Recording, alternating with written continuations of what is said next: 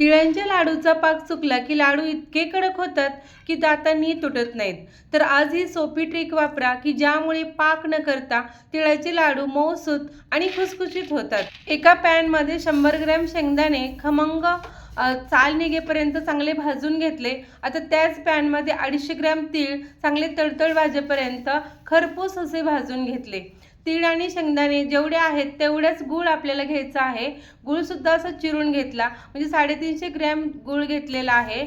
भाजलेले तीळ थोडेसे वेगळे काढून ठेवले आणि बाकी तीळ आता मिक्सरच्या भांड्यात घालून तीळ आणि गूळ एकत्र करून पल्स मोडवर फिरवून घेतलं. जरा जाडसरच ठेवलं आहे आणि इथं तेल रिलीज होऊ द्यायचं नाही.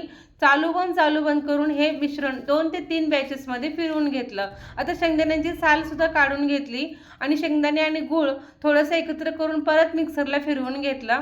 आता या मिश्रणामध्ये लाडू आपले मऊ होण्यासाठी 3 चमचे वितळलेलं गावरान तूप घातलं. चमच्याने मिक्स करून घेतलं. आता अर्धा चमचा वेलची पूड घालू आणि भाजलेले तीळ जे वेगळे ठेवले होते तेही घालू. आता चांगलं हाताने मिक्स करून घ्यायचं.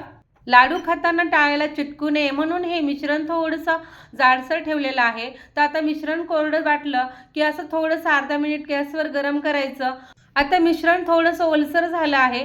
आता गॅस बंद करायचा आणि मिश्रण खाली घेऊन आपल्याला जसं हवं त्या आकारामध्ये लाडू बांधू शकतो आणि अजिबात पाक करायचं टेन्शन नाही आणि अगदी झटपट हे तिळाचे लाडू तयार होतात. 1 महिनाभर छान टिकतात आणि हे लाडू इतके मऊ होतात की घरातील लहान मुलांपासून वयस्कर व्यक्तींपर्यंत कोणीही सहज खाऊ शकतात. हे बिना पाकाचे खमंग मऊसूत खुसखुशीत तिळाचे लाडू नक्की ट्राय करा.